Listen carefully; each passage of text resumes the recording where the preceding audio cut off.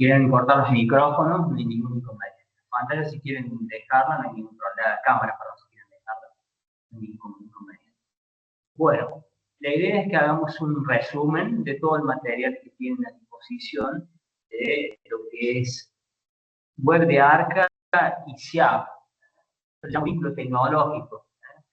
Vamos a ver una serie de cosas para unificar criterios de todo el material que le hemos puesto a disposición. Además, está bueno que dentro de Teams, en la carpeta, en esa que tienen desde viejo, que tienen acceso, que tienen el link desde la hoja de ruta hacia Web Arca,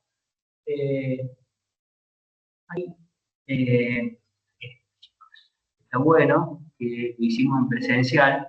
Alguien consultó si debían indagar respecto de todo lo que era el trabajo grupal, le dijimos que no, todo lo que había el trabajo de investigación que había en PDF, pero lo bueno es que en los prácticos pusimos a disposición la resolución de ese trabajo de investigación. Está bueno que, ahí dice respuesta a temas de investigación, está bueno que lo tengan, que hay una serie de, hay una mezcla de todo, más que todo serían trámites virtuales dentro del organismo, lo cual está bueno para aquel que vaya a ejercer la profesión, que esté haciendo. Bueno, está bueno, es como que es un híbrido, es como que es contenido que teórico-práctico, es un compilado de que cosas que sí están en la web de Arca, en las preguntas frecuentes, y hay cosas de la práctica. Está buena, está bueno, que creo que son 19 preguntas, tienen respuestas que están chequeadas. Están chequeadas por el hecho de que por ahí la inteligencia artificial no es fidedigna cuando son cuestiones técnicas. Cuando son cuestiones técnicas es como que tiene que estar bien la información de base para que la pueda encontrar. Pero si no, tiene errores. Pero esta está chequeada, así que está bueno que lo tengan, que lo lean, para que lo aprendan de memoria. Son trámites, y eso también lo vamos a mencionar ahora, que cambian en la dinámica de lo que es AFIP, tiene mucho cambio, muy dinámica. Yo lo que voy a tratar de rescatar en este resumen es lo que viene permaneciendo en los últimos 15, 20 años, que tiene más o menos lo que es AFIP, el organismo que más desarrollado está es AFIP. Por eso yo le llamo vínculo tecnológico del profesional con el organismo, entre los cuales está AFIP, sindicatos, obra social, ART, organismos nacionales, provinciales, municipales, y hay más. Puede haber bancos, puede haber otros tipos de organismos con los cuales se vincula el profesional, y hay tecnología. El que más desarrollo tiene es AFIP, por los años que hace que viene implementándolo, es el grado de desarrollo que tiene, y el que más va cambiando en el tiempo. Los otros, por ahí, son tecnológicos, pero por ahí un poco rudimentarios, no tienen mucho de tecnológico, se puede hacer muy poco en la interactuación, más que enviar algún formulario, bajar alguna boleta de pago, no están muy desarrollados. Entonces, dentro de esos vínculos tecnológicos, es para circunscribir qué es lo que queremos ver, qué es lo que hacia dónde apuntamos en la materia. No es procedimiento tributario, esto no es nada por el estilo, es un híbrido que lo vemos al comienzo. Yo les dije casi pasa de que es un concepto teórico. ¿Por qué? Porque no tenemos una clave fiscal educativa donde ustedes puedan probar ciertas cosas, muchas de las cosas que se ven en el video que está grabado, en la exposición, donde lo hicimos con una clave fiscal real. Bueno, pruebas de lo que es una foto al día de hoy. Van cambiando los menús, pero ese está actualizado al día de hoy, ese video. Por eso, dentro de lo que nos vamos a circunscribir es dentro de lo que es AFIP. Los otros no merecen que los detallemos porque no tienen un desarrollo importante. Vamos a AFIP.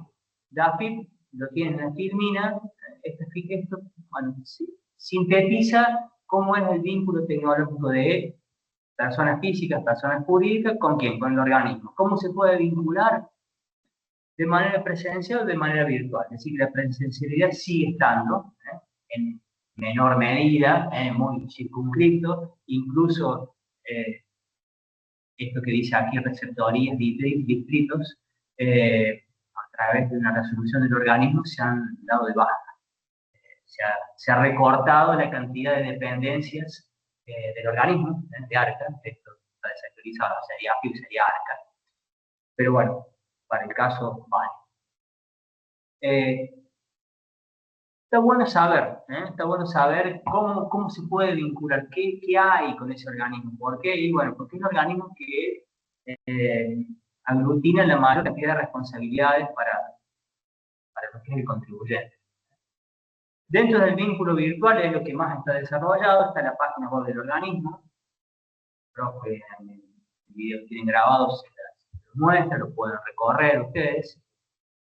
Están hubs del organismo, hay aplicaciones que corren bajo, bueno, son celulares, ya sea con iOS o con Android, con cualquiera de los dos funciona, se instala y también está muy bueno, permite hacer muchos trámites. Hoy, por ejemplo, permite hacer el nivel de seguridad 4.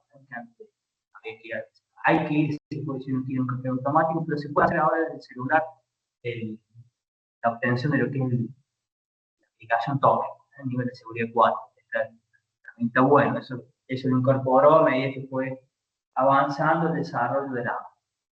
Bueno, el vínculo virtual puede ser, también está bueno, activo o pasivo, es decir, que de manera pasiva, es decir, que yo sin tener ningún vínculo con la que puedo consultar cosas.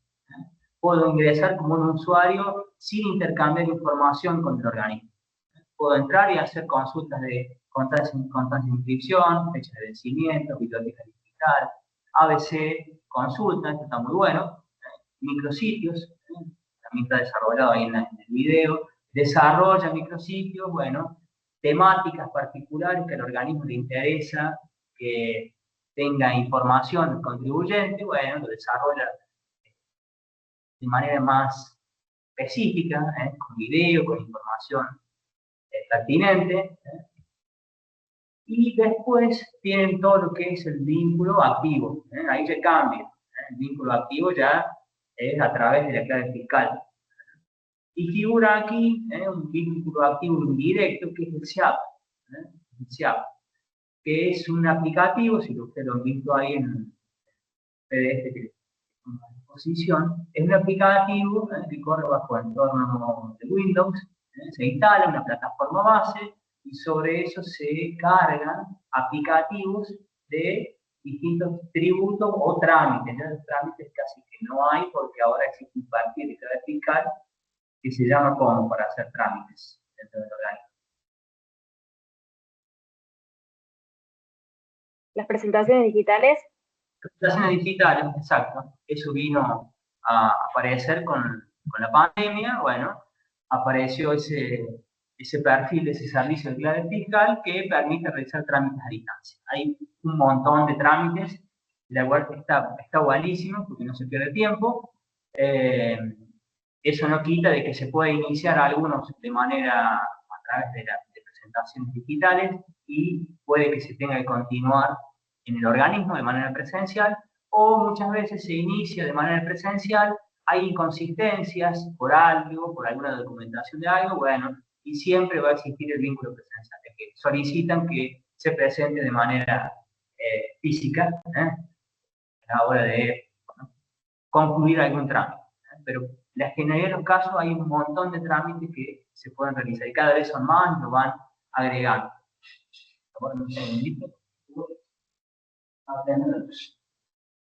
Bueno, entonces, ese vínculo activo puede ser directo o indirecto. Indirecto, ¿por qué? Porque, como les comentaba recién, sigue existiendo un aplicativo muy, tendría que ser arcaico ya, lo han dejado de promover respecto a la actualización de la interfase, sobre todo, está muy desfasado tecnológicamente.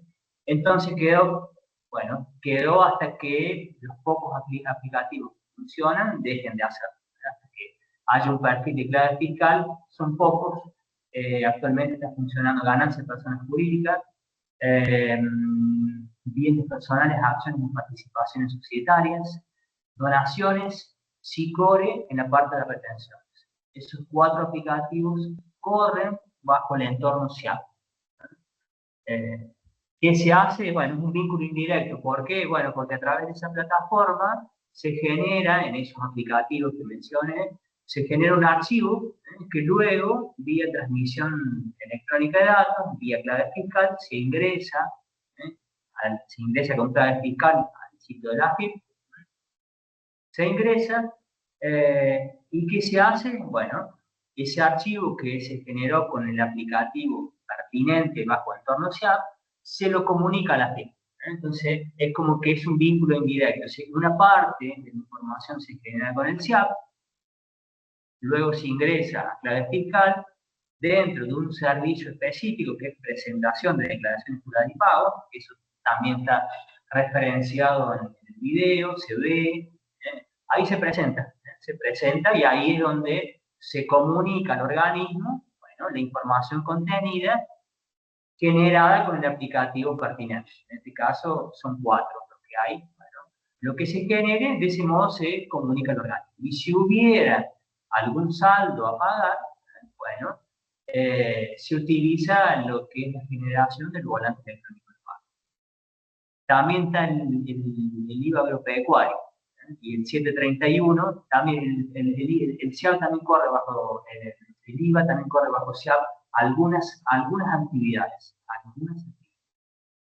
Bueno, los que corran bajo SIAP, que son muy pocos y que tienden a desaparecer, bueno, tienen esa presentación en 2 pasos, indirecta, generando la información, se ingresa clave fiscal, servicio, presentación, declaración jurada y pago, y se transfiere, se referencia el archivo generado con el SIAP, se comunica. Y si es necesario pagar un saldo, se utiliza dentro de la misma plataforma, dentro del mismo servicio de clave fiscal, presentación, declaraciones juradas y pago, el BEC. El BEC para, bueno, pagar.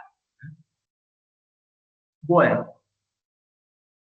¿alguna inquietud está ahí? ¿Algo que no yo haya mencionado y no se haya entendido? ¿Quieran preguntar? Creo que es bastante sencillo. Por lo menos creo. Puede que no lo sea. Si no, pregunten.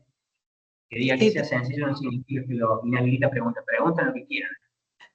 No alcancé a escuchar cuáles son los 4... Bien.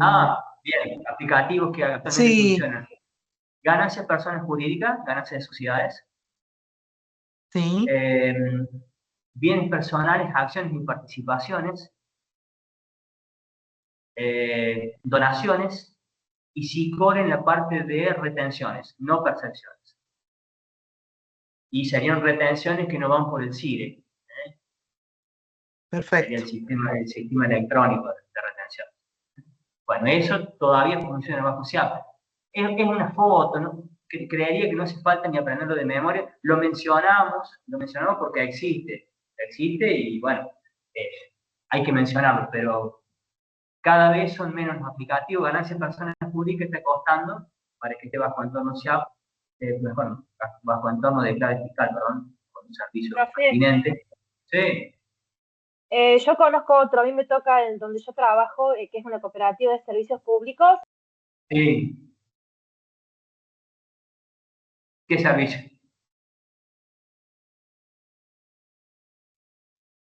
Después de señal. Bueno, no importa. Sí, pueden existir, no hay, eso no hay impedimento. Es importante rescatar. Por eso digo que vayamos a las generalidades, tratemos de hacer foco en lo que está perdurando en el tiempo y es lo que es conveniente que retengamos en todo esto. No vale la pena que mencionemos uno por uno servicios de clave fiscal, porque es una foto del momento. Sí sabemos que hay clave fiscal. Ahí vamos a eso. ¿Hasta aquí tienen alguna inquietud que quieren preguntar? ¿Algo que no se haya comprendido? Bueno, seguimos, vamos con clave fiscal. Bueno, esto sí es un tema muy interesante desde el punto de vista de lo que se puede hacer con esa clave, que la tiene el organismo AFIP. Los otros organismos tienen una clave de acceso, no tienen una característica de clave fiscal. Bueno, ya lo habrán leído, una contraseña alfanumérica que otorga ARCA, para que las personas físicas, eso también es muy importante, personas físicas, las claves fiscales se asignan únicamente a personas físicas. Eso tiene que quedar bien claro, personas físicas. Dice nombre y cuenta propio. Bueno, ese es un término interesante. Nombre y cuenta propio. Significa que ingreso y me obligo, sí, el nombre, ingreso con mi clave fiscal. Nombre y cuenta propio. Ingreso con mi clave fiscal y me obligo a mí mismo. O puedo ingresar con mi clave fiscal en representación de una persona jurídica a la que se representa. Bueno, he aquí que las personas jurídicas por sí solas no tienen clave fiscal, sino a través de la persona física que las representa. Eso va en consonancia con lo que dije al comienzo. La clave fiscal no es asignada, solamente es asignada a personas físicas. Entonces, las personas jurídicas tienen clave fiscal a través de la persona física que las representa, dado que la clave fiscal no se asigna a las personas, sino a través de las personas físicas que las representan. Eso tiene que quedar bien claro. Eso de nombre y cuenta propio se entiende, lo que significa, es un término jurídico.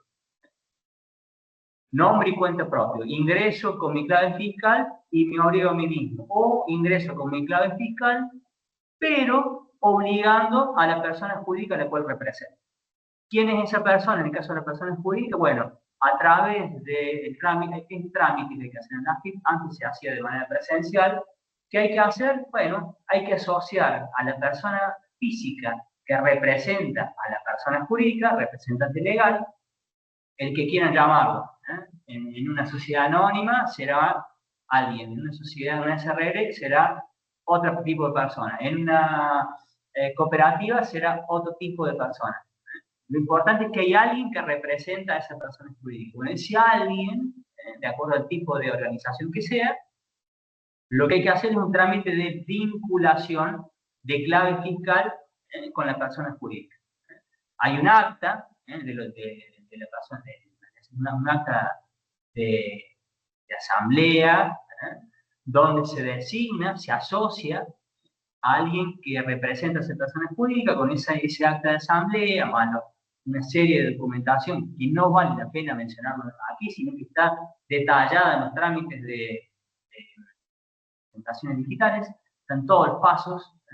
Bueno, se hace la asociación. Una vez que se hace la asociación, el organismo le comunica a esa persona que es administrador de relaciones de clave fiscal de esa persona jurídica y le asigna ese rol. Entonces, esa persona física va a poder ingresar y va a poder actuar en nombre propio, es decir, esa persona física podrá liquidar sus tributos en nombre y cuenta propio, o podrá entrar en nombre propio con su clave fiscal, pero en nombre de otra persona, obligando a otra persona a la cual representa. ¿Cómo se ingresa con clave fiscal? Bueno, con QUIC, QUIC y CDI hay diferencias entre los tres. Los niveles van del 1 al 4. Los niveles, cuanto más altos el nivel, más servicios tengo la posibilidad de acceder. Para poder delegar servicios, ¿qué nivel de seguridad tengo que tener? Pregunta eso. Estaba ahí.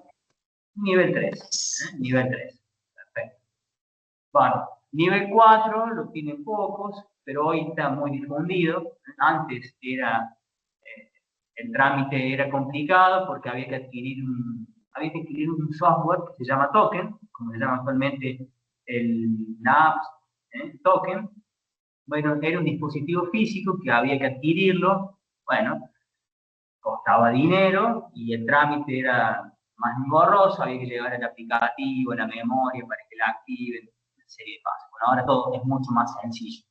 Todo mucho más sencillo. De todos modos, el nivel de seguridad 4 se puede hacer vía cajero automático o también se puede hacer en la dependencia. Se puede hacer en la dependencia de activo, cualquiera de los maneras.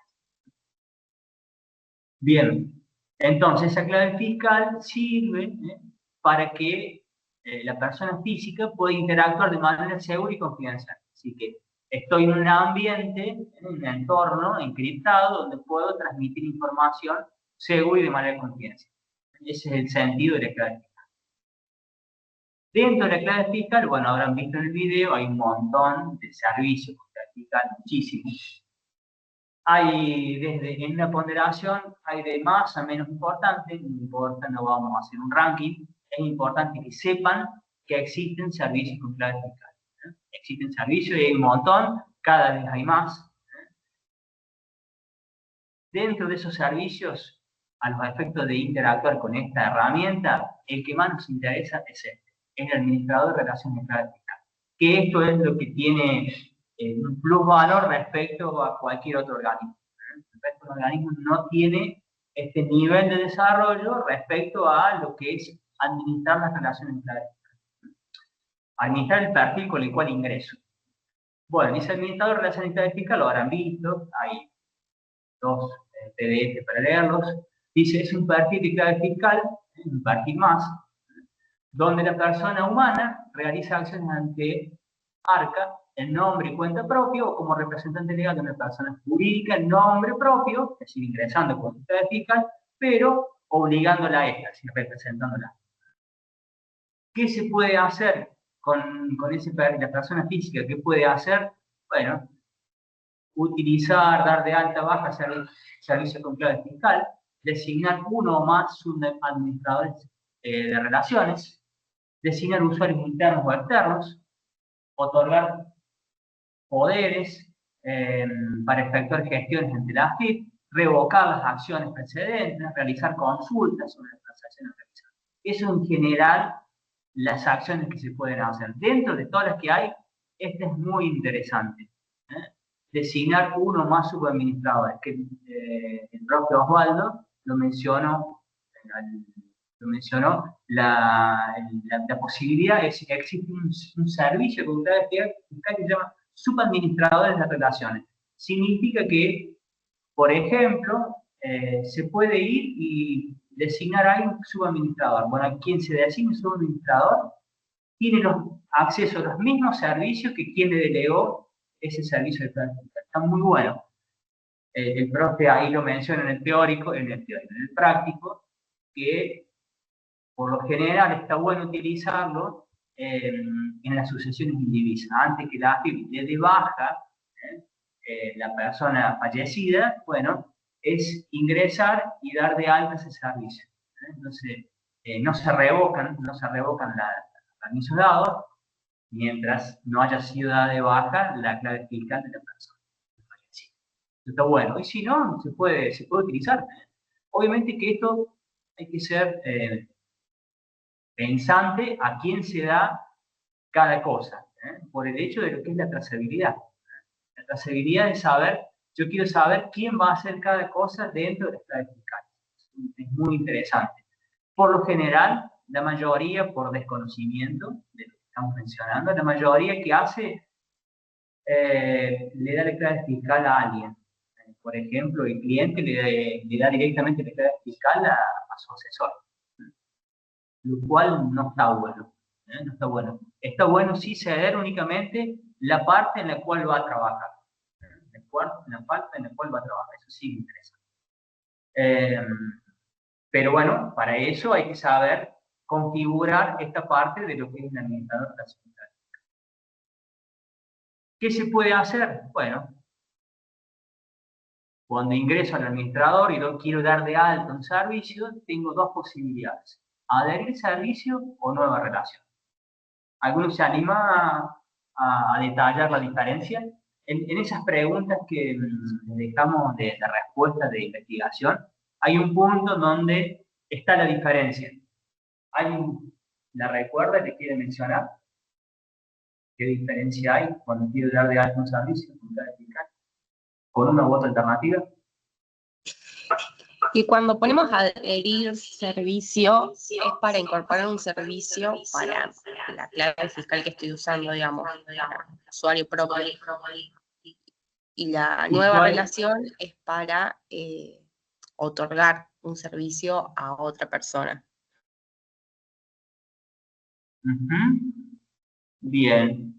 ¿Algo más que puedan decir? Yo acá puse acá abajo algo. Esto es quizás el combinatorio de todo lo que se puede hacer con eso. Yo puse relación entre las tres primeras son las interesantes. El último es el servicio que se va a dar de alta. Dice, relación autorizante, representado, autorizado. Bueno, parece complejo, pero es bastante sencillo. Voy a detallar qué es cada uno, en qué papel juega cada uno en la utilización de estas dos opciones que hay.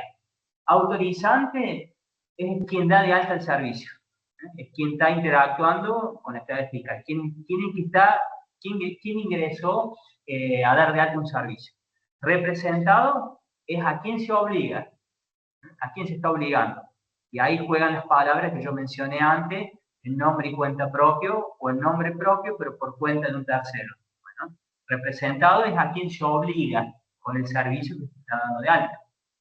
Autorizado es quien va a usar el servicio. Entonces, de la combinación de esas tres personas, esas tres personas interactuantes, es donde surgen las posibilidades de entre adherir servicio y nueva relación. Adherir servicio es algo más simplificado. ¿Por qué? Y porque por defecto carga algo entre estas tres personas que yo mencioné aquí. Con adherir servicio es para dar de alta servicios en nombre y cuenta propia. Para mí mismo sería. Entonces, estas tres personas son las mismas con adherir servicio. Autorizante es el quien ingresa con la clave fiscal. Representado, a mí mismo, el que está ingresando con la clave fiscal. Me estoy obligando a mí mismo. Y me autorizo a mí mismo. Las tres personas son las mismas. Eso se puede hacer con adherir servicio. Nueva relación, no, ahí ya cambia. Se pueden hacer muchas más cosas. ¿Dónde cambian estas tres personas? O no, pueden ser las mismas o no. Con nueva relación puedo hacer lo mismo que con adherir servicio. Puedo dar de alta un servicio para mí mismo, donde autorizante, representado y autorizado son iguales. Es exactamente igual que adherir servicio. Se puede hacer exactamente lo mismo. Cambia cuando yo quiero dar un servicio de alta para mí mismo, pero quiero autorizar a alguien a que lo utilice.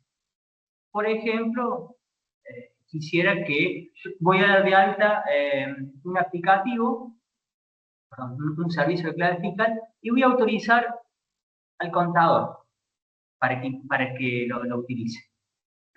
Entonces, autorizante y representado es la misma persona, soy yo mismo, pero autorizo a alguien.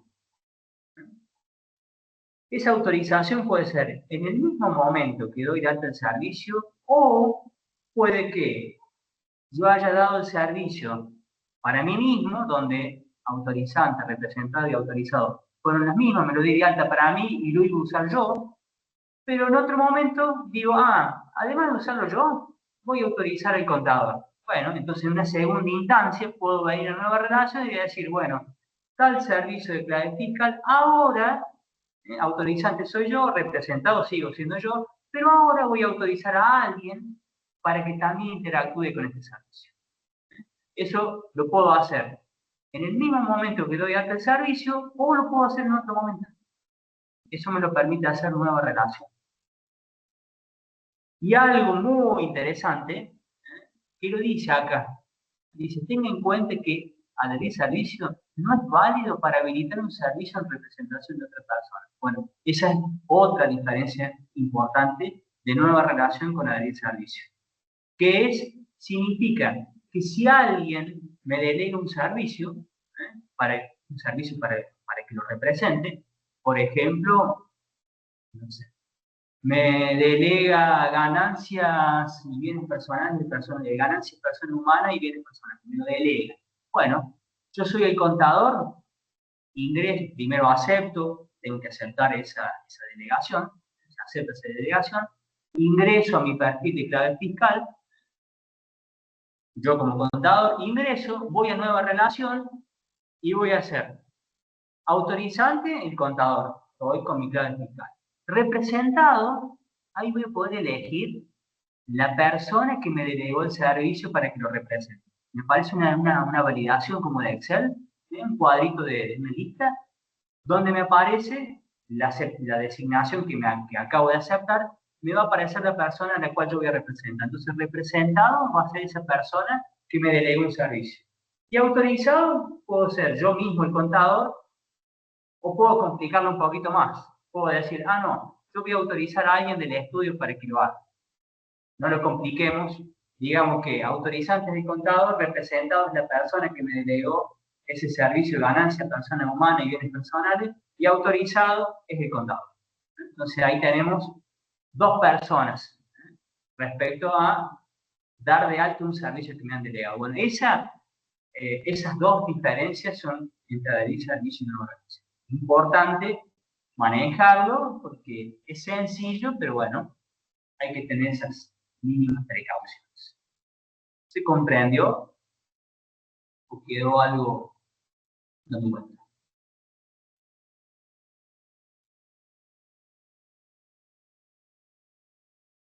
El silencio de la ley.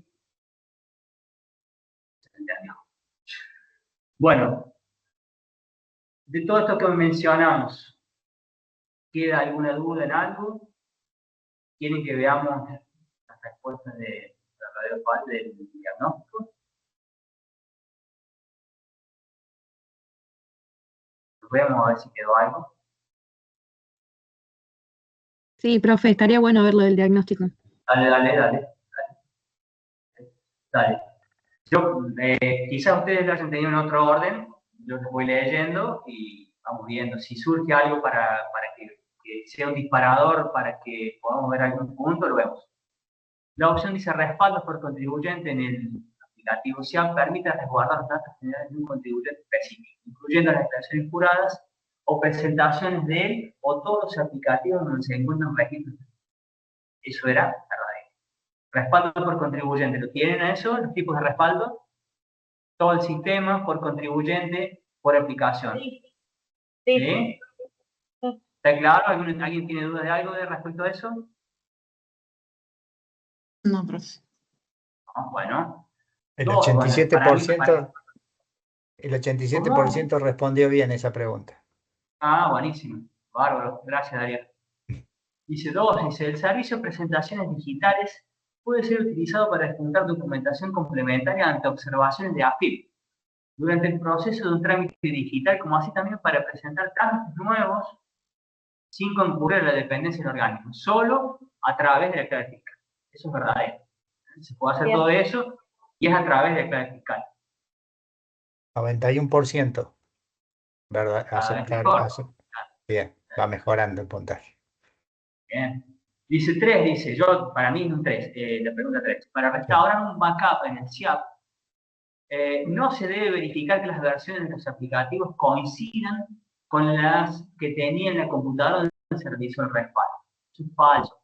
Siempre que debo restaurar, falso. Siempre que debo restaurar, tengo que tener los recipientes, los recipientes actualizados a la misma versión donde dice el backup. Si no, voy a tener información que yo tengo en el aplicativo, quizás una versión nueva, y yo en la máquina donde voy a restaurar tengo un aplicativo viejo, no voy a encontrar recipientes para depositar allí la información que yo voy a cambiar.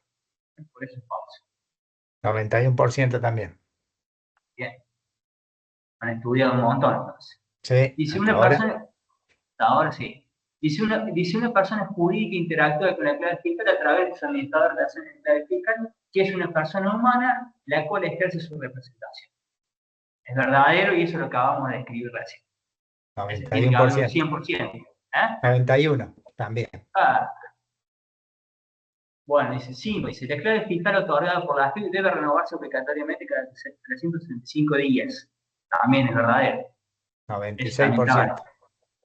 Bien. 96.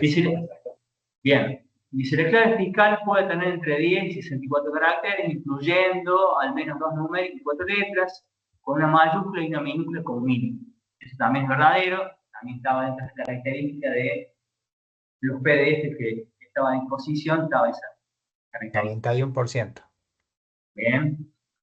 7. Dice, ¿cuál es el nivel mínimo de seguridad necesario para delegar servicios con clave fiscal? Bueno, lo mencionamos recién, nivel de seguridad 3. 87%. Ahí me fallaron, ese es fácil. Sí.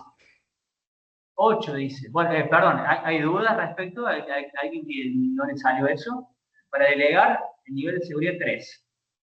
Nivel de seguridad 3. Nivel de seguridad 3 es un nivel de seguridad donde la AFIP tiene los datos biométricos de la persona. Es decir, si el nivel de seguridad 3 se obtiene de manera sencilla, simplemente hay que tener un DNI actualizado. Si lo necesito hacer de manera virtual, y si no, me concurro al organismo y me toman los datos biométricos si tengo un DNI que no está actualizado.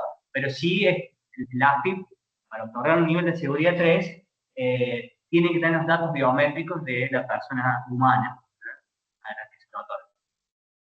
Y a partir de ese nivel es que se pueden delegar servicios con lo que yo acabo de mencionar recién y con el esquema de relaciones del administrador de relaciones laborales. De esa manera, teniendo ese nivel, puedo ejercer las combinaciones que yo mencioné recién entre representante, representado y autorizado. 8. ¿Cuál de las siguientes afirmaciones sobre B es correcta? ¿Solo puede generarse a nombre propio? No, no solamente. Eso no es totalmente verdadero. ¿No permite agrupar obligaciones? Sí permite. ¿Puede generarse para pagar obligaciones de terceros? Sí. ¿No requiere clave fiscal para ser generado? No, sí requiere clave. 74%. 24. ¿No? 9 dice, el servicio administrador de relaciones fiscal permite a la persona humana adherir servicios con clave fiscal en nombre y cuenta propio, es decir, obligándose a ella misma, adherir servicios con clave fiscal en nombre propio, pero por cuenta de una persona jurídica a la que representa, es decir, obligando a esta última, revocar autorizaciones para utilizar servicios a quien o a quienes se le haya o hayan concedido, consultar autorizaciones para utilizar servicios que se hayan concedido. Las opciones A, B y C son correctas. Las opciones A, B, C y D son correctas. Todas eran correctas. Todas las opciones eran correctas. 83%. Profe, yo no sé, compañeros, pero a mí esa, por ejemplo, me figuraba toda, no me figuraba en ese orden las respuestas. Igual, bueno,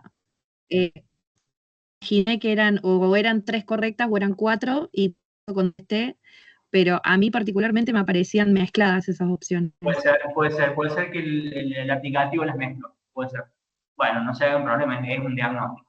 Sí, pero además, amén de eso, el 83% respondió bien porque en este caso eran las 4. Por lo tanto, no importaba mucho el orden, sino que eran todas las que no decían opciones, digamos, ¿sí? Exactamente.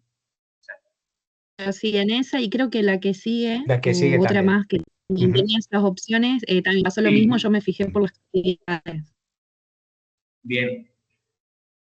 Dice, ¿qué tipo de respaldo del SIAP se recomienda si se desea trasladar información de un solo aplicativo entre computadores? ¿No? El respaldo por aplicación, donde respalda todas las declaraciones juradas de ese aplicativo. Luego, en la máquina en que se va a restaurar, tiene que estar el aplicativo con la versión que se ha restaurado.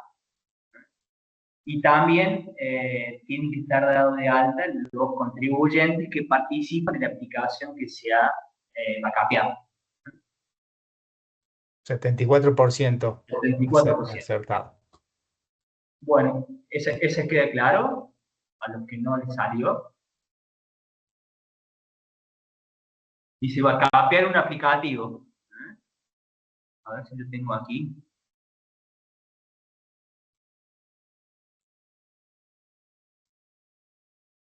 Cuando voy a archivo respaldo de información, todo el sistema, por contribuyente puedo decir, tal contribuyente, todas las aplicaciones, o una aplicación particular, dentro de la aplicación digo cuál, o por aplicación. Ahí tengo la posibilidad de elegir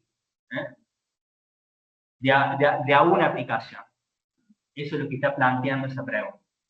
Para trasladar un aplicativo, bueno, respaldo por aplicativo. Respalda todas las declaraciones juradas del aplicativo que yo elijo. Y también backupea los datos de los contribuyentes que participan de esa declaración. También lo hace. Bueno.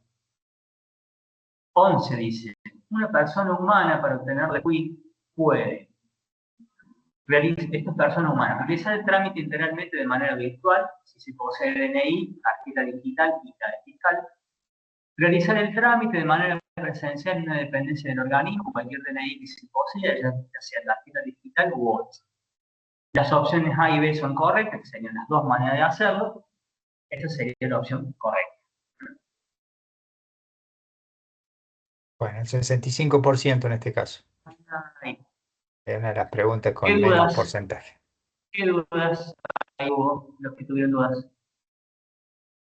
Yo en mi caso, profe, Estaba mezclada, profe, también esa. ¿Cómo? a mí me- Sí, están mezcladas, pero no importa, porque en realidad las claro, dos que había dos- tenían había dos afirmaciones, las otras eran elegir A o B, pero no importa, digamos, o sea, en este caso eran las dos correctas. Claro, las dos enunciaciones que había, eran las correctas. Si hubieran elegido alguna de las dos, no sería correcta. A eso nos estamos refiriendo. Claro. Bueno, ese trámite está en la filmina principal, donde en un PDF donde va tratando, habla de cómo obtener ese quit, incluso la de abajo también. Dice, una persona jurídica para obtener la quit puede realizar el trámite integralmente de manera virtual a través del servicio de control fiscal, inscripción y modificación de personas jurídicas, contemplando el caso y que la documentación cumpla los estándares exigidos por el organismo. Lo que mencionamos recién con presentación digital. Si cumple todos los estándares, se puede hacer. Realizar el trámite integralmente de manera presencial, sin haberlo comenzado de manera virtual a través del servicio de control fiscal, inscripción y modificación de personas jurídicas. La opción correcta era la A. Bueno, ahí puede ser que hayan tenido, si estaban mezcladas las alternativas, ahí Claro. era una de Profe, las dos. Sí, es así. Sí, ahí esa era, también. ahí era lo mismo, marcar directamente la A, a elegir solo la opción A es correcto, ¿no?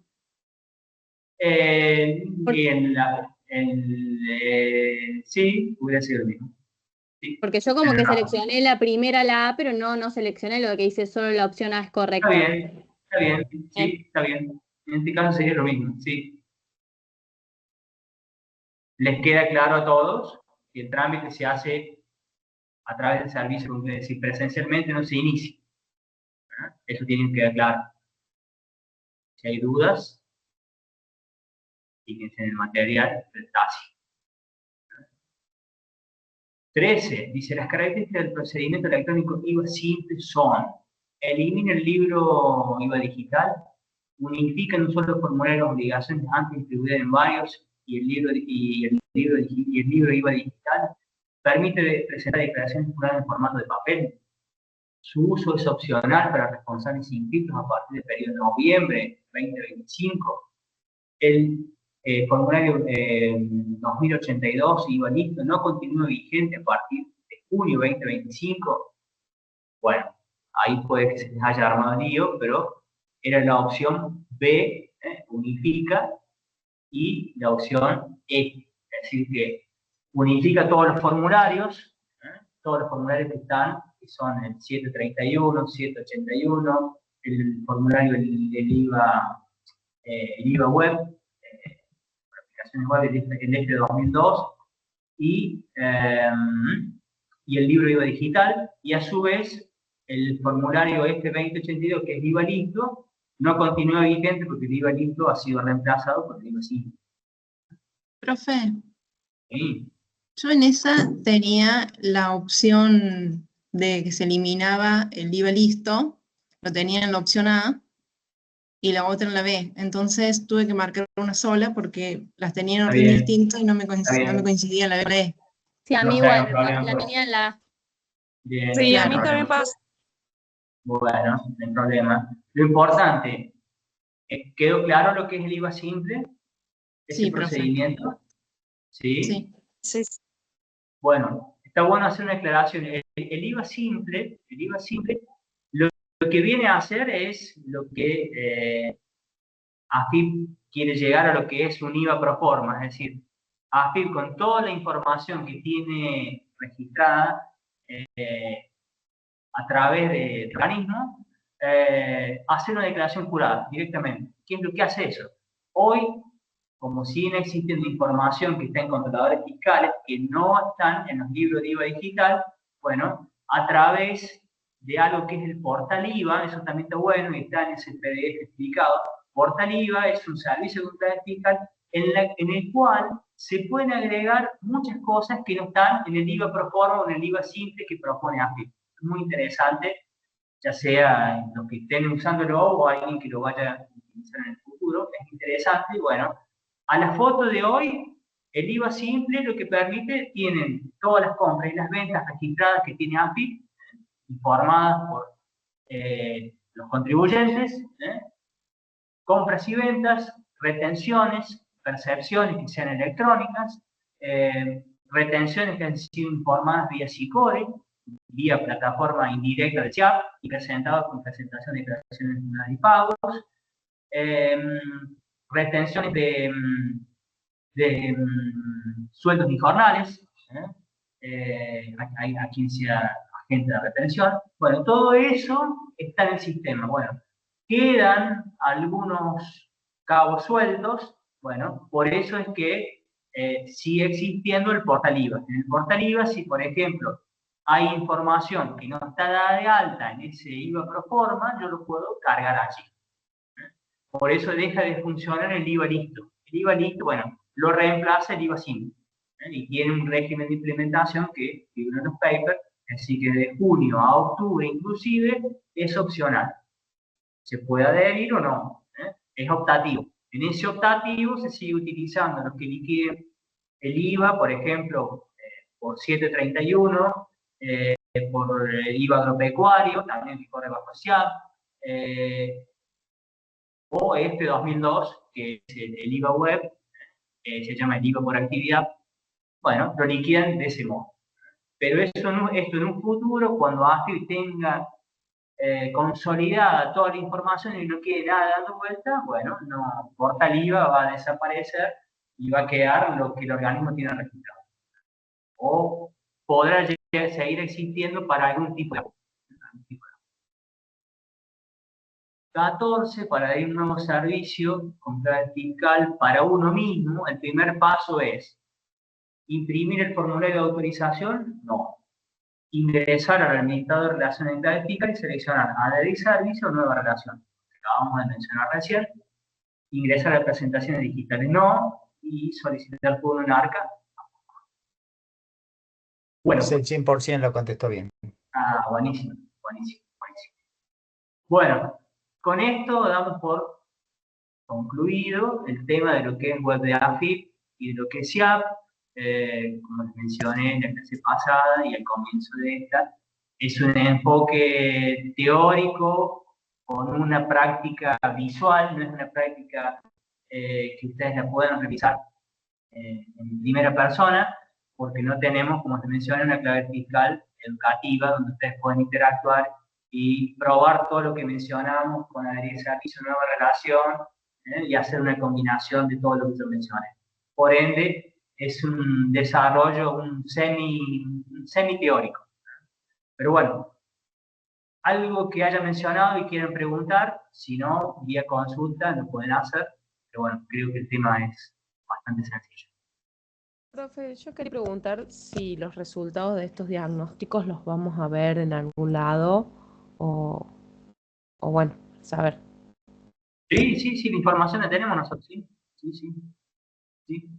con Sí, todo. sí, lo vamos a publicar todas.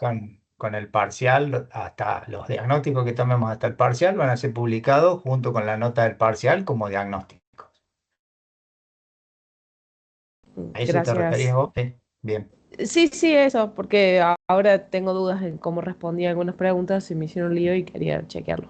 Sí, de todas maneras, esa que comentaba Mariano, que por ahí el orden era indistinto para ustedes y no estaban, y había que poner A y B y no siempre la A era para todos la A, bueno, esas no van a ser consideradas, por supuesto. Bueno, va a continuar el profe con otra temática, que es simulación, y le va a comentar particularidades respecto a este nuevo tema que comienza, ya es con modelización en Excel, con lo cual ahí volvemos a lo que dijimos en la clase pasada.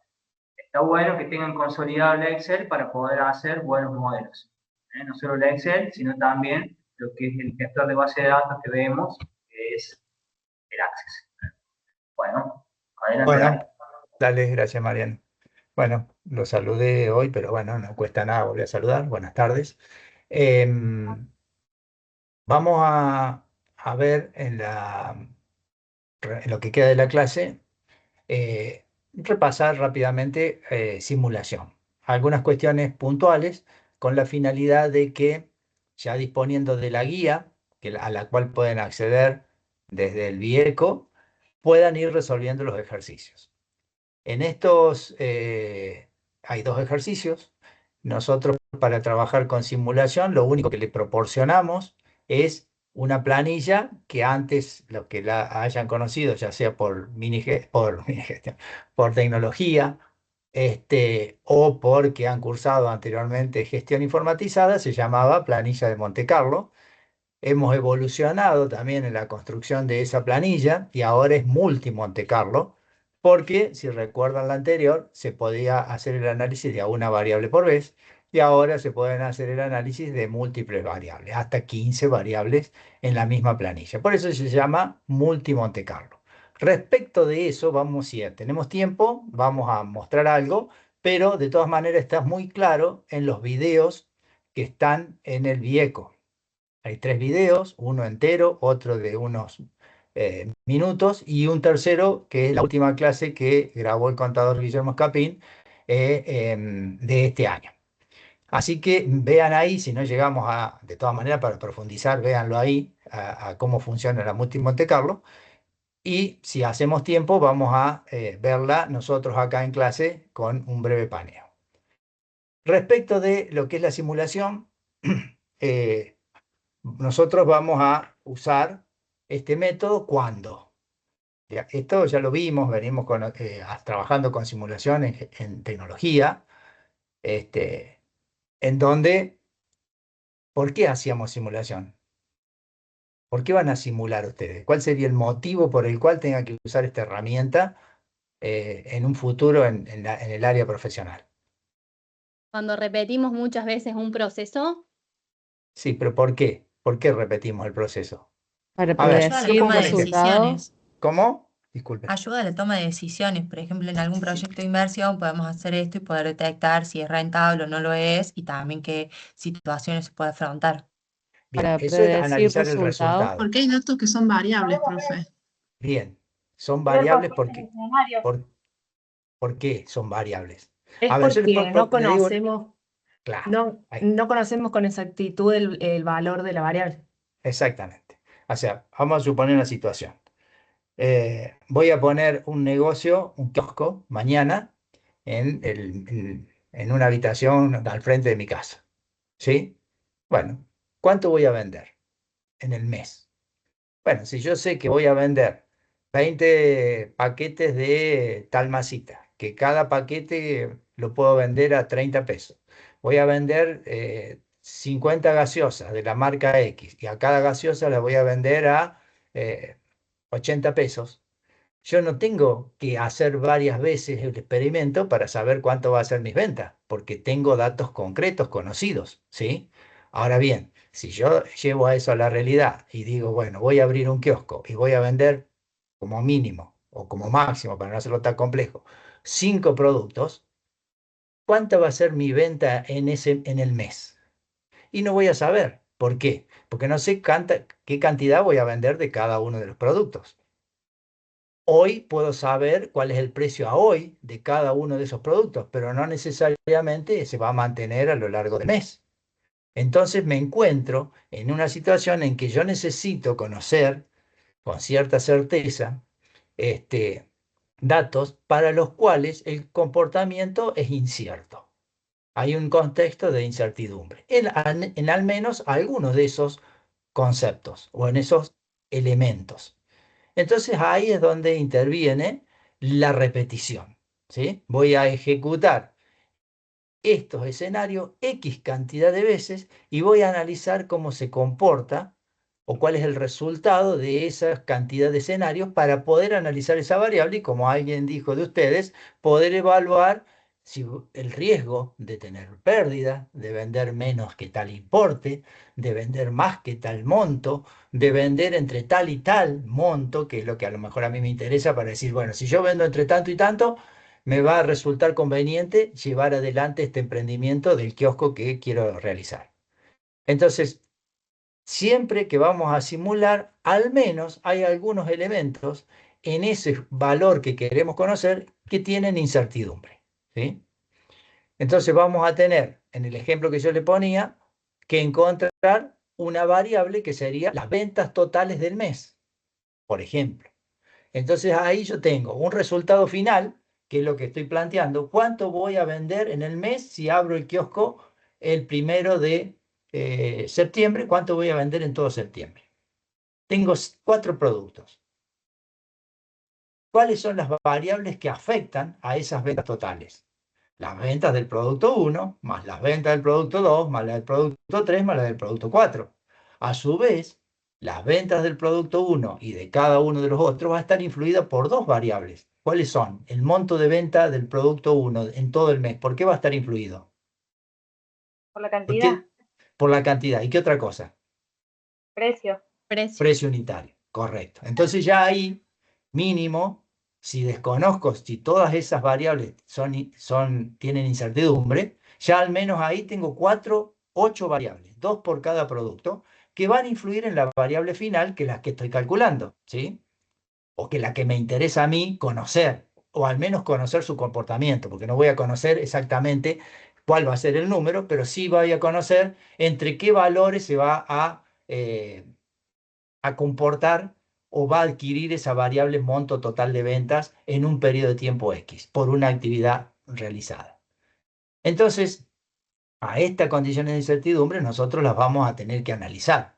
Y no el resultado final es el que nos va a interesar analizar cómo se comporta. Pero para llegar a ese resultado final, vamos a tener que trabajar con elementos, que son las variables que intervienen, a las cuales las vamos a tener que analizar para ver qué comportamiento tienen, ¿sí?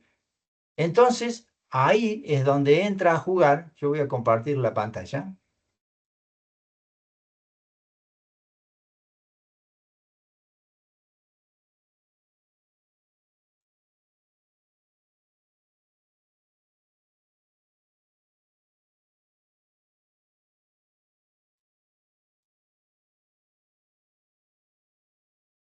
¿Ven mi pantalla ahí?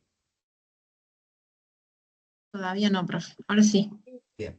Sí, profe. Bueno, entonces, un poco con el ejemplo que estaba poniendo. Ventas totales del mes es mi objetivo a conocer. Yo quiero después ver cómo se distribuye esa variable. Pero esa variable está influida por esta, por esta, por esta y por esta. Que a su vez, cada monto de ventas, bien me lo dijeron ustedes, depende de 2 variables. Entonces yo voy a tener que ver cómo se comporta la variable cantidad del producto 1. ¿Cómo se comporta la variable precio unitario del producto 1? Lo mismo para la cantidad del producto 2, del producto 3, del producto 4 y sus respectivos precios unitarios.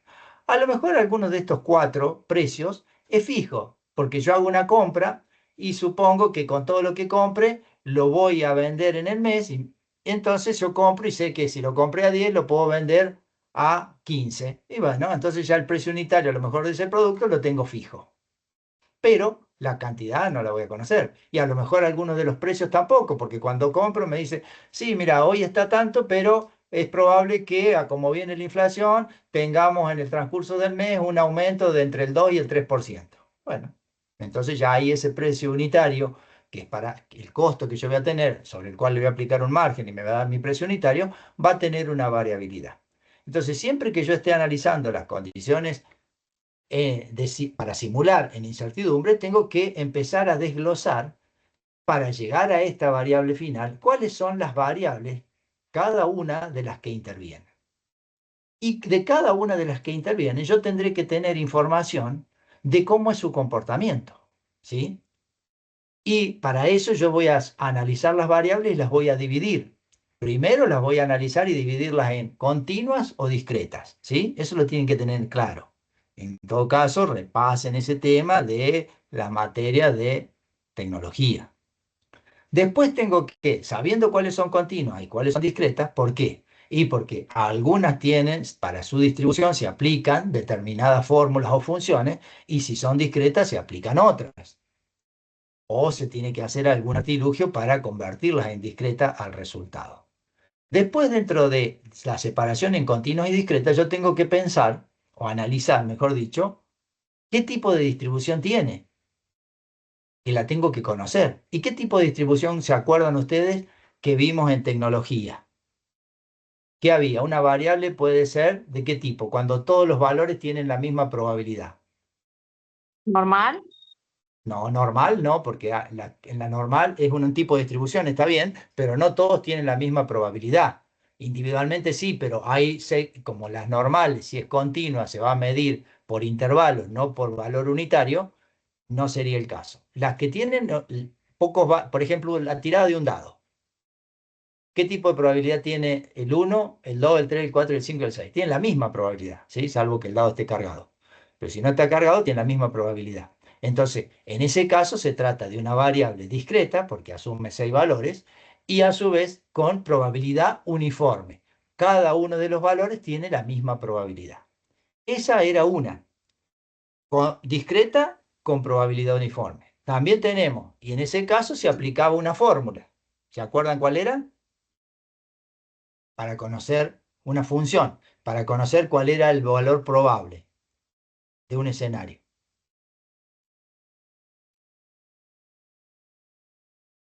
¿No se acuerda nadie? Aleatorio entre. Perfecto, aleatorio entre.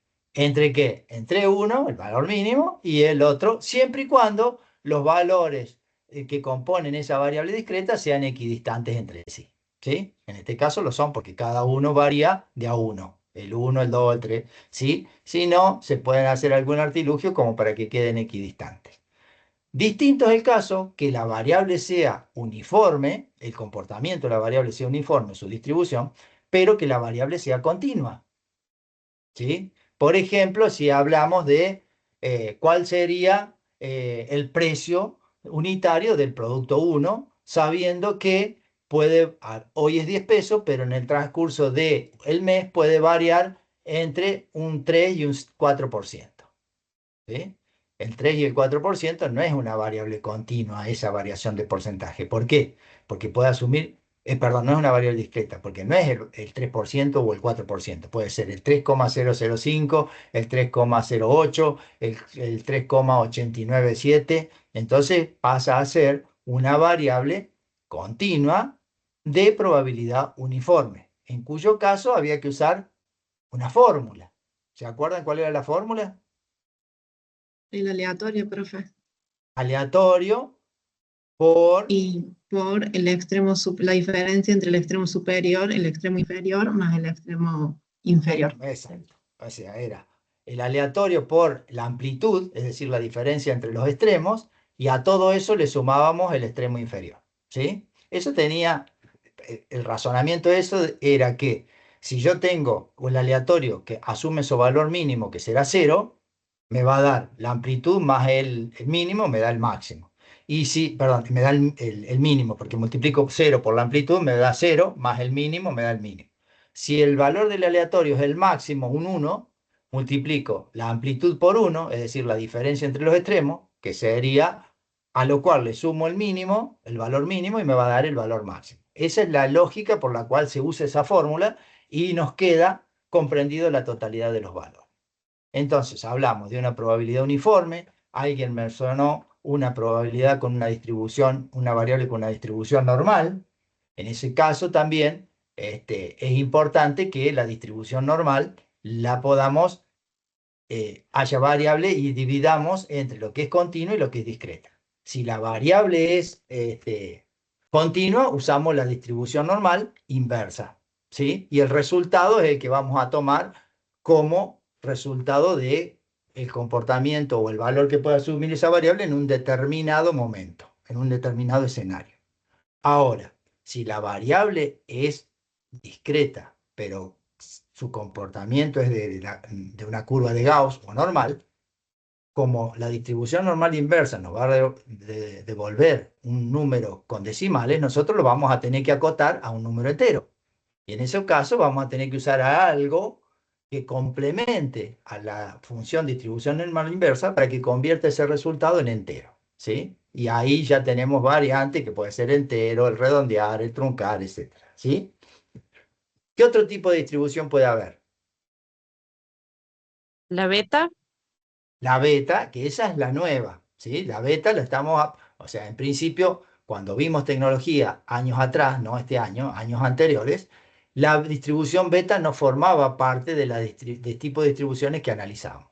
La beta es de este año, tienen material en el teórico de cómo se calcula, cuáles son los 4 parámetros que interesan, A, B, alfa y beta, cómo se calcula el alfa, cómo se calcula el beta, cuál tipo de beta vamos a usar. Vamos a usar aquella que alfa más beta, su valor es igual a 6. Bueno, eso es nuevo y eso tienen todo el material o el herramental para verlo. Después teníamos un tipo de probabilidad que decía, la cantidad vendida, si la probabilidad de que venda 100 unidades es el 60%. La probabilidad de que venda 110 unidades es el 20%. Y la probabilidad de que venda 120 unidades es también un 20%. El de arriba le metí un 0 de más. ¿Sí? Esta probabilidad, sin duda que está bien, me da 1. Por lo tanto, esto es valores, vamos a cambiar un poco, vamos a poner 150. Son valores de la variable que no tienen probabilidad uniforme. Cada uno tiene su propia probabilidad. ¿Sí? Entonces, ¿cómo hago para saber, ante un determinado escenario, cuál es el valor que va a tener el precio unitario? ¿Será 100, será 110 o será 150? ¿Qué hacía acá? ¿Se acuerdan? buscar B, el aleatorio. Bien, Hacíamos armábamos esto, una matriz muy bien, perfecto, con va por el ahí. desde el hasta de la probabilidad y en otra columna poníamos el valor y después Muy bien, hacíamos como un buscar B con el aleatorio y la matriz. correcto, bien, eso. Entonces, estamos recordando. La idea de esto es recordar aquellas distribuciones para cada tipo de variable que ya vimos en tecnología, ¿sí? Busquen ese material en el caso de que aquellos que no han participado y no se recuerden. Y lo nuevo de esta asignatura es la distribución beta, que tienen todo el herramental para saber cómo se aplica, cómo se calcula con la distribución beta inversa, teniendo la, teniendo B, teniendo alfa y beta. Bien, entonces, lo que nosotros tenemos que, o lo que ustedes tienen que hacer es armar un esquema, un procedimiento para llegar a calcular la variable final, que en este ejemplo que yo ponía era monto de ventas totales. La desgloso a esa variable final en las subvariables que la componen.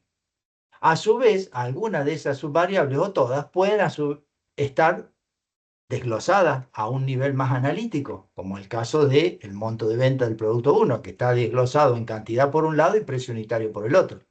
Para cada uno de ellos yo tengo que encontrar un valor simulado. Y luego realizaré las operaciones necesarias para que llegara el monto del producto 1, del producto 2, del producto 3, del producto 4, y el monto total va a ser la sumatoria de estos 4 montos. Ahora bien, hay que primero tener un procedimiento. ¿Cuál es ese procedimiento? Bueno, saber cuál es la variable final que yo tengo que calcular.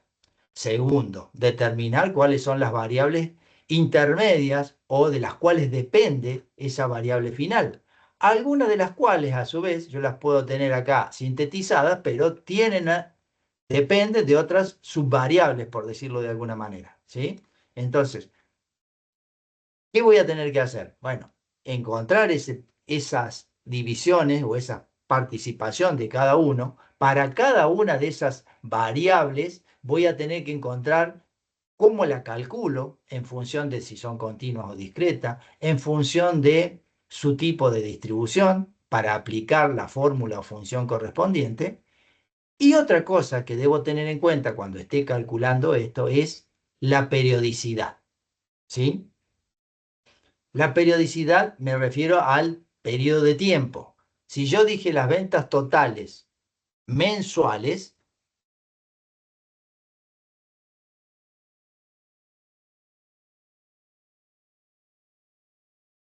quiere decir que la unidad de tiempo de la variable final que estoy calculando es un mes, ¿sí? Por lo tanto, si yo tengo información y me dice la cantidad de ventas por día se distribuye normal, con una media tal y una desviación típica de tal, para llegar al mes, yo voy a calcular con la normal la probabilidad o el valor de la cantidad de ventas de un día. Pero para llegar al mes, ¿me alcanza con uno? Está en otra unidad de tiempo. Esto es mensual y esta está diaria. ¿Cómo convierto esas cantidades diarias en cantidades mensuales? ¿Multiplico por 30 el resultado obtenido de un día? No, tenés que hacer No. un aleatorio por cada día. Por cada día. Bien, tengo que hacer un aleatorio por cada día. Es decir, si yo supongo que abro los 30 días del mes, lo que haré es calcular 30 cantidades. La cantidad para el día 1, la cantidad para el día 2 y así la cantidad para los 30 días. ¿Sí? El producto 2 me dice, en las ventas, la cantidad vendida del producto 2, el total mensual se considera que va a tener un mínimo de tanto, un más probable de tanto y un máximo de tanto. Bueno, ya me está hablando de mes. La unidad de medida de tiempo coincide con la unidad de medida de la variable global o la variable final. Razón por la cual con un solo cálculo ya tengo en la misma unidad de tiempo el resultado que necesito. ¿Sí? Entonces, volviendo, el esquema es poder saber cuál es la variable objetivo, cuáles son las variables que lo integran o subvariables, analizar cada una de ellas en cuanto a qué analizo de cada una de ellas. ¿Qué tipo de variable es continua o discreta? ¿Qué tipo de distribución tiene para aplicar la fórmula correspondiente o función? Y por último, la periodicidad que tiene esa subvariable, que sea o no, si es coincidente o no con la de la variable global. Si no es coincidente, yo tendré que llevarla a la misma unidad de tiempo. Por lo tanto, si era diaria, la tendré que llevar a mes. Y nunca lo hago multiplicando, sino que calculando la cantidad de veces que sea necesario. ¿Sí? ¿Está claro? Sí, profe. ¿Alguna duda? Bien. Entonces, eso es el procedimiento que yo tengo que hacer para llegar al resultado. Ahora, por otro lado está cómo yo vuelco eso de manera clara en una planilla de cálculo para que sea entendible. ¿Sí? Este puede ser un esquema entendible, es decir, yo acá pongo el resultado, vamos a suponer que ya lo calculé, me da 1000, me da 2000, me da 1580 y me da 2350. ¿Sí? Ya los calculé. No es que los tipé acá, sino que vienen de los cálculos que correspondan. Este puede ser, y acá abajo hago la suma, y esa sería la variable que yo quiero analizar como resultado. Ahora bien, esto es lo sintético. Esto me da respuesta a la variable objetivo. Pero yo tengo que tener en otro lado, muy bien, puede ser en la misma hoja o en otra hoja, los datos que me llevaron a conseguir este valor, o a calcular este otro, o este otro, o este otro. ¿Y cómo lo organizo? Y bueno, lo organizo lo más claro posible. Es decir, si es una variable, si tengo varias variables que trabajan con, que son de distribución beta, y bueno, las pondré una debajo de otra con el alfa, el A, el B, o sea, el valor mínimo, el valor máximo, el más probable, el alfa, el beta, y así obtendré el resultado, teniendo en cuenta la periodicidad. Es decir, que si la periodicidad coincide con el mensual, hago un solo cálculo de un escenario. Si no coincide, haré tantos cálculos para esa variable de acuerdo a lo que necesite para equiparar la periodicidad de la variable con la variable resultado. Lo mismo hago con otro tipo de distribución. Trato de agruparlo para que me quede prolijo. Esos son los papeles de trabajo, ¿sí? Esos papeles de trabajo me van a ir dando esto, por ejemplo, esto para el producto 1, para el producto 2, para el producto...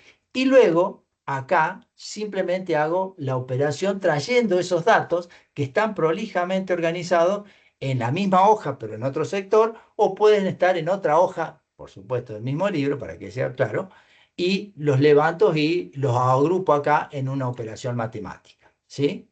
Entonces, acostúmbrense a trabajar organizadamente, que esté claro de dónde están los datos y dónde está el resultado. Porque acá sería mucho lío, no sería práctico que yo a esto lo dividiera y acá abajo pusiera cantidad y pusiera acá abajo precio unitario, ¿sí? Y así por cada uno de los productos. Y a su vez, si la cantidad, esta era mensual y la tenía por día, repetir 30 veces la cantidad. No es prolijo. Todo eso lo hago en otro lado y acá simplemente traigo el producto de cantidad por precio. Si la cantidad eran muchos cálculos, hago la suma de las cantidades por el precio, ¿sí? Acá lo sintetizo, muestro de la manera más organizada posible cómo llego a la variable global final que me interesa calcular. Y en otro lado tengo los papeles de trabajo organizados claramente. Si es una variable normal, y bueno, tendré que tener cargado en alguna celda la media, en otra celda la desviación típica, en otra celda el aleatorio y en una tercera o última celda la función que uso, distribución normal inversa, con esos 3 argumentos para que me devuelva el valor posible en un escenario de esa variable que estoy analizando. ¿Está claro? Sí, profe. Bien. Entonces, eso es fundamental, que se organicen adecuadamente. Inviertan tiempo en hacer eso. Les va a facilitar luego tener la información adecuadamente preparada para el análisis. ¿Sí? ¿Y el análisis cuál va a ser? Y va a depender de la consigna. Seguramente un análisis va a ser cómo se comporta la variable global o final que me interesa, que sería los montos de venta mensuales. Pero también me puede preguntar cómo se comporta la variable cantidad de ventas del producto 1. O qué relación tiene la variable cantidad de ventas del producto 1 respecto del monto de venta total del mes.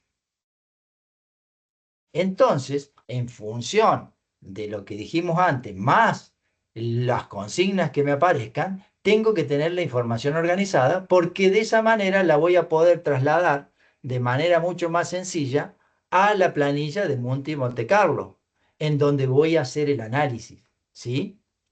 Fíjense, nosotros en la Monte Carlo anterior teníamos una sola variable.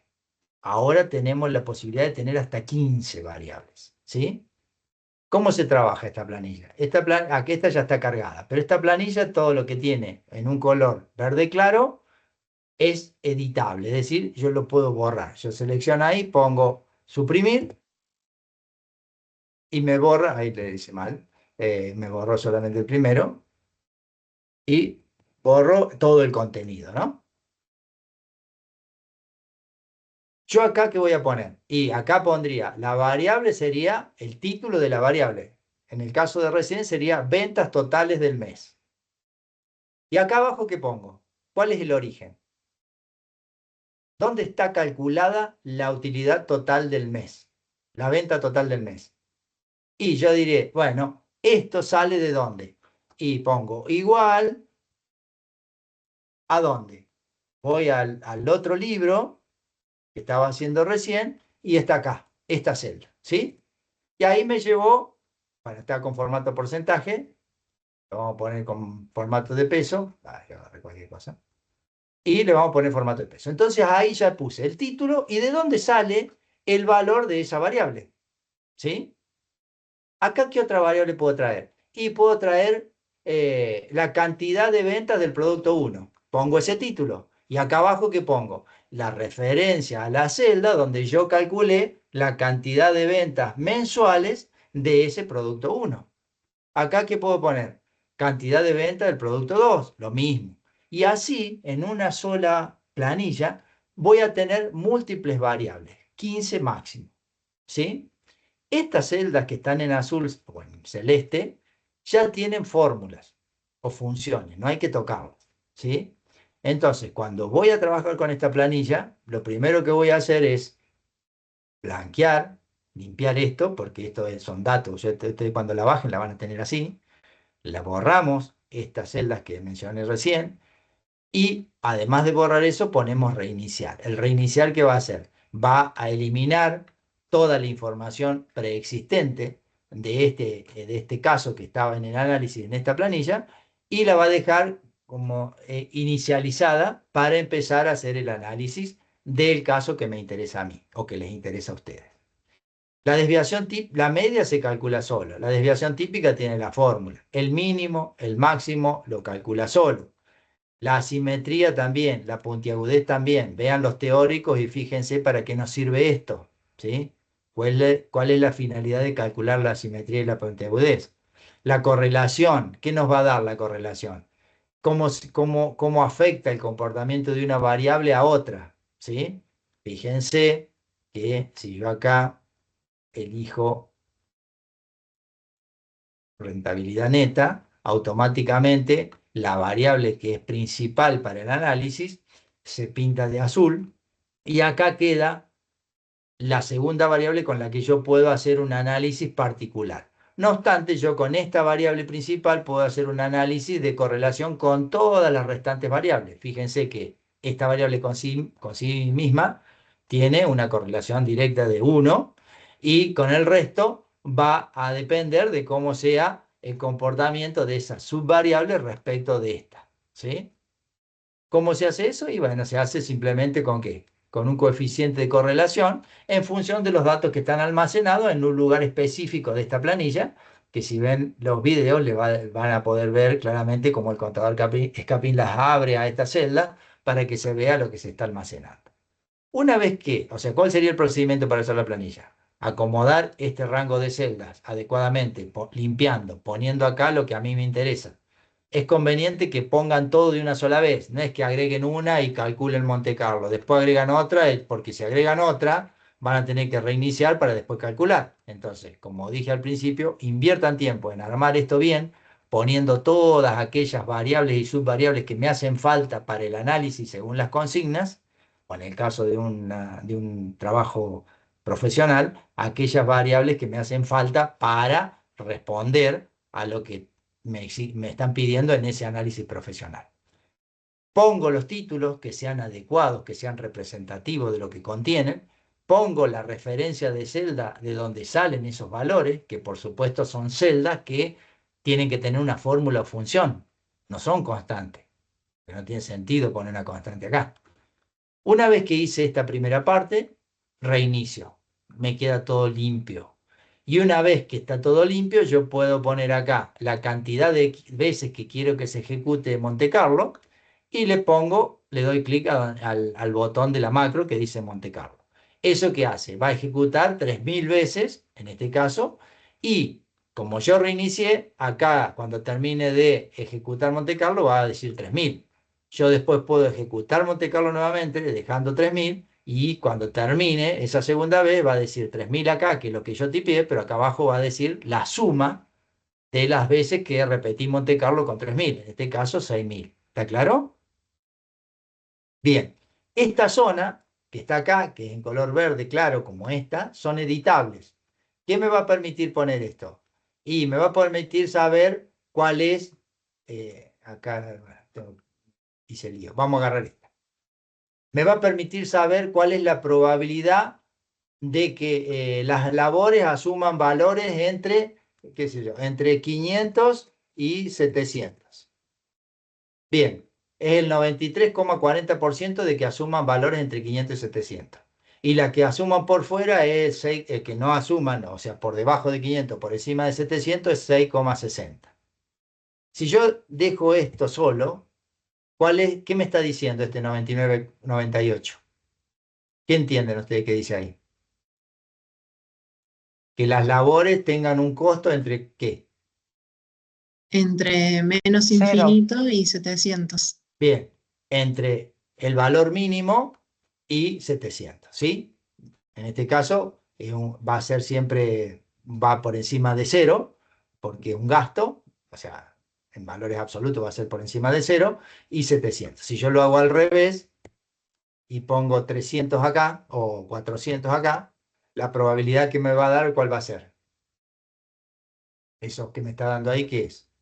El 99,99. De que sea por encima de 400 sin un límite Ya, superior. desde 400 hasta el valor máximo que pueda alcanzar, ¿sí? Bien, eso lo puedo hacer con cada una de estas variables, ¿sí? Esto tiene, ¿qué fórmula tiene acá? Acá. Y tiene un contar de los casos favorables sobre el total de casos, ¿sí? ¿Cuáles son los casos favorables? Y aquellos que estén comprendidos entre 400 y el infinito, por decirlo de alguna manera, ¿sí? Y acá, ¿qué es la diferencia entre uno menos lo que está arriba? ¿Sí? Son fórmulas muy sencillas. ¿Qué pasa si le dice, en una consigna dice, bueno, calcule la rentabilidad, la probabilidad de que la rentabilidad esté comprendida entre 1000 y 1500? Una consigna. Entonces yo vengo acá y pongo 1000 y pongo acá 1500. ¿Sí? Bien, perfecto. Y me da la probabilidad. Y después otra consigna dice, calcule la probabilidad de que la rentabilidad sea mayor a 800. Bueno, ya si borro esto, se me pierde el resultado anterior. ¿Qué puedo hacer?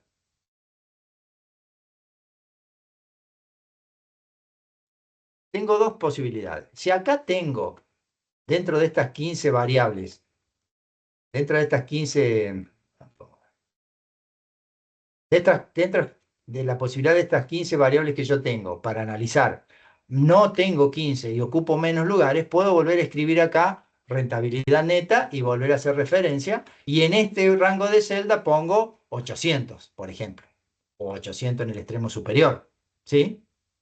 Y ya tengo el análisis de la respuesta para la otra consigna en esta columna.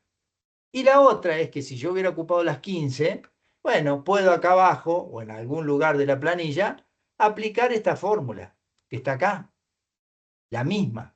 Nada más que en vez de hacer referencia al desde y hasta que está acá, haré referencia a un desde y hasta de un conjunto de celdas aparte, en las cuales yo pondré el desde y el hasta que me interesa para esa consigna en particular. ¿Está claro? ¿Cómo usar la planilla? Genéricamente. Sí, profe. Bien. Bueno, es una introducción esto. Ahora lo que queda es que aquellas cosas que quieran profundizar recurren a lo que sea repaso a la asignatura anterior. A lo que sea nuevo o propio de esta asignatura tienen material de teórico en videos y en una planilla de Excel, y tienen una planilla que Guillermo explicó en el teórico y que la dejó, que es la simulación simple, para que jueguen un poco y la traigan si quieren a Monte Carlo, viendo un poco, repasando todo lo que vio él.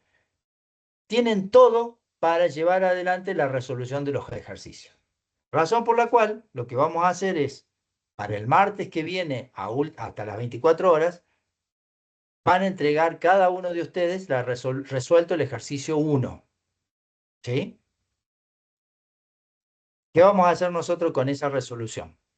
Vamos a agarrar al azar algunas de las resoluciones y vamos a ver cómo están hechas, para que en la clase del jueves podamos debatir sobre qué cosas son a mejorar, aquellos que no lo hicieron así, por qué deberían haberlo hecho de esta forma y cuál y el porqué de eso, o si respondieron de tal forma y es incorrecto, cómo debería haber sido para responder correctamente, qué cosas analizar, qué cosas a tener en cuenta, ¿sí? Eso es la idea. De paso, ustedes trabajan con un caso práctico y van llevando este tema, que va a ser parte del primer parcial, ya se van familiarizando. Nos va a quedar hacer un ejercicio más, que después ese lo vamos a usar en el repaso, que sería el jueves previo al parcial. Así que el compromiso para ustedes es, después vamos a crear dentro del equipo, en archivos, una carpeta que se va a llamar entregas, ejercicio 1 de simulación o algo así, y ustedes van a dejar un Excel con el DNI de ustedes cargado ahí. Y esa va a ser la resolución del ejercicio 1, ¿sí? En realidad van a dejar dos Excel. Uno va a ser el que resolvieron y otro va a ser el Monte Carlo. Pero no lo carguen como multi Monte Carlo, porque van a ser todo con el mismo nombre, sino que pongan M de Monte Carlo y el DNI de ustedes. Es decir, dos archivos. Uno con el DNI solo, resolución del ejercicio de ustedes, y otro que es M y el DNI de ustedes, que va a ser la planilla de Monte Carlo en la cual ustedes resolvieron las consignas que del ejercicio 1 que les pide el uso de la planilla. ¿Sí? ¿Está claro? Profe, Sí. una consulta. El ejercicio 1 es el material que está en la hoja de ruta, ¿verdad? ¿O es otra Sí, parte sí, que van a sí. subir? Dentro de la Es carpeta, listo. claro, en hoja de ruta, ustedes tienen la carpeta el material que dice simulación en la parte de prácticos, así como tiene una referencia a ARCA, van a tener otra referencia a simulación. Cuando entran ahí, van a encontrarse con la carpeta que tiene dentro un PDF que tiene los dos ejercicios que forman parte de la guía de este tema. ¿Sí? Profe, Resuelvan el primero. Sí. ¿sería el que es de invernada, el primer No, ejercicio? no, ese es de ¿No? teórico. No, ese es de Ah, teórico. bien. Ah, A bien. ver, acá tengo el viejo. Bueno, ya dejé de compartir, pero vuelvo a compartir. Para no...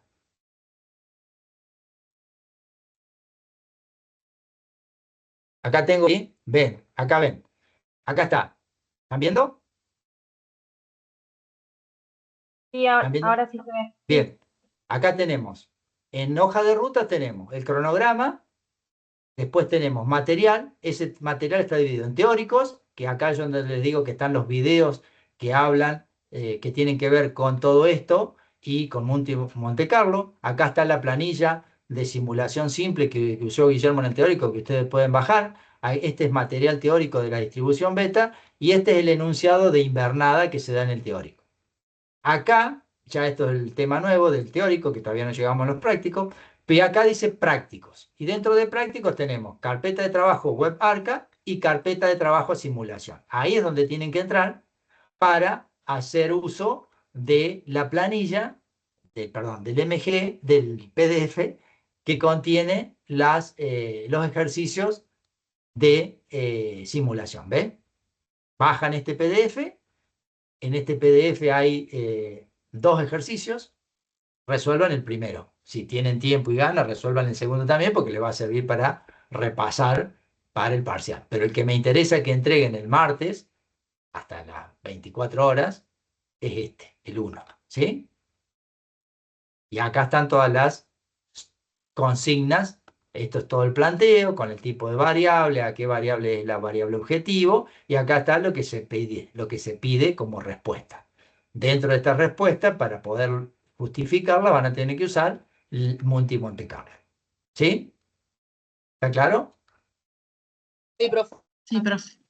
Bien. Perdón, yo no entendí por qué hay que subir dos archivos.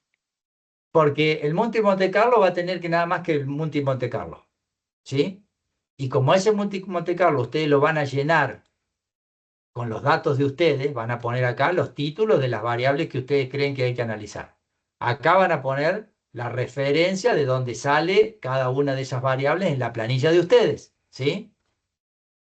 Y en otra planilla, como hice yo acá, van a tener la resolución del ejercicio 1. No usen la misma de Monte Carlo en otra hoja para resolver.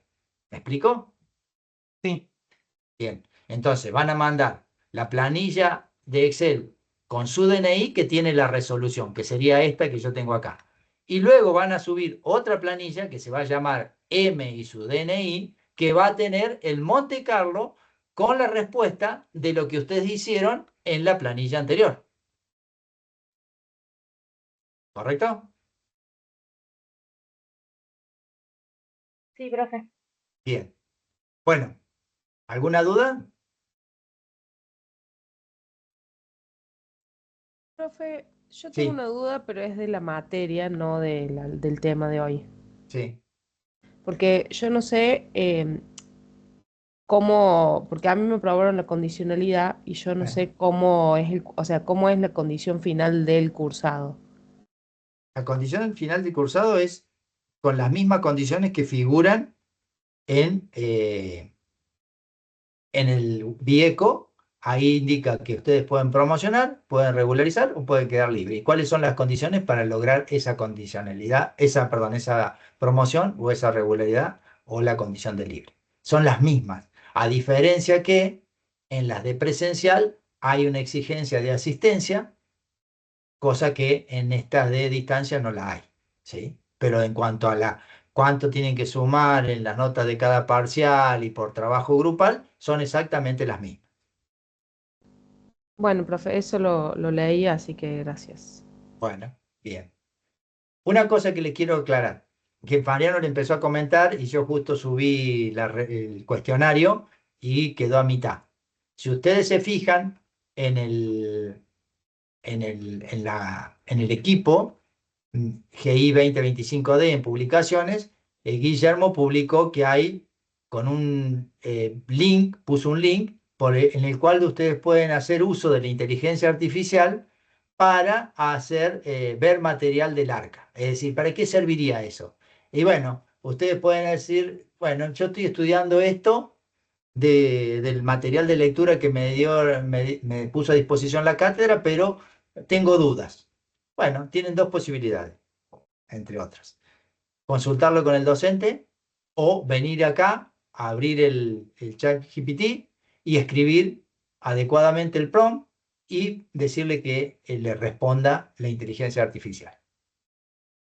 Esto no es inteligencia artificial bruta, sino que tiene un trasfondo, que es un custom, que tiene ahí ciertas indicaciones de que responda basado en ciertos criterios, utilizando el material que nosotros les brindamos, y si quiere, si la información necesita ser ampliada, les va a referenciar que lo está sacando de un material que no es el propio de la cátedra y que le va a decir cuál es ese material del cual lo extrajo. Pero les puede servir para evacuar consultas que las pueden hacer, por supuesto, los docentes, pero por ahí con esto lo pueden hacer en el momento que ustedes quieran, e incluso lo que tiene, de paso, se van familiarizando en cómo escribir los prompts en inteligencia artificial. Supongo que muchos la deben usar. Esto lo que tiene, que es paga, o sea, la paga la facultad, razón por la cual ustedes le pueden preguntar todas las veces que quieran. En la que es gratuita, preguntan 3, 4 veces y después ya le dicen, no, tenés que esperar hasta mañana para que te pueda dar respuesta. ¿Sí? Entonces, aprovechenla. Por supuesto que está acotado al tema ARCA, ¿sí? Pero, bueno, es interesante porque de esa manera ustedes van ejercitando cómo escribir los prompts y después esto es muy común poder usarlo y cada vez va a ser más en la profesión. Aprovechen este recurso que la facultad les ofrece, que no en todas las facultades está disponible, ¿sí? Acostúmbrense a escribir los prompts, en la misma inteligencia le va diciendo, bueno, te contesté esto, ¿te hace falta algo más? Bueno, y ustedes le pueden poner, sí, me hace falta algo más. O no me quedó claro, ¿podés ampliar? Y le amplía, ¿sí? La forma de escribirle, cómo tiene que ser, si directamente le doy una orden o tengo que ponerlo en contexto. Bueno, esa serie de cosas, practíquenla, no porque nos interesa a nosotros para evaluar. Sí creo que hacia la formación de ustedes, porque es una herramienta que cada vez más va a formar parte de la vida profesional. Más de la vida personal ya forma parte, ¿no? Bien, de mi parte es todo. Si tienen alguna consulta o vos, Mariano, querés agregar algo. No, está claro. Bueno, entonces, martes que viene, 24 horas, plazo para entregar el primer ejercicio. Tienen todo el fin de semana para descansar. Y Sí, simplemente aclarar lo siguiente, Darío. Traten de que sean desarrollos individuales, sí. que cada uno lo haga. A ver, si quieren trabajar en grupo, intercambien información, pero el modelo en sí, háganlo individualmente. Entonces, cada uno se va a poder probar, diagnosticar, y que nosotros cuando levantamos la información veamos qué hay, podemos hacer una devolución respecto al estado que está cada uno. Por ahí no tiene sentido que lo haga uno y el resto mande el mismo archivo, sin haberlo pensado. Eso está bueno, está bueno como diagnóstico de cada uno. Hagan desarrollo individual, no importa si se equivocan. Creo que el sentido de este momento es que progresen y que lleguen al examen bien preparados. Sí, no va a ser una evaluación calificable, ¿sí? Simplemente es comprometerlos a que sigan el tema. ¿Para qué? Porque dentro de 15 días va a estar el examen y no hay mejor forma de tener algo que me obligue a hacerlo. Si pueden responder a todas las consignas porque les dio el tiempo, perfecto. Alguien pudo responder las 4 primeras y bueno, entréguelo con las 4 primeras. No pida ayuda a otro. Che, ¿qué le pusiste vos así te copio? No, no interesa eso. Como dice Mariano, interesa que ustedes lo realicen porque en el parcial van a estar ustedes solo para resolverlo. Esto es un simulacro de eso, ¿sí? Nada más que tienen mucho más tiempo, pueden investigar más tranquilamente, pero les ayuda a ir incorporando elementos que van a formar parte de la evaluación. Bueno, los dejo tranquilos, nos despedimos, nos vemos el jueves que viene. Buen fin de semana para todos y que anden bien. Nos vemos. Gracias, profe. Nos vemos. Gracias, chao. Gracias. Chao, profe, Listo. gracias.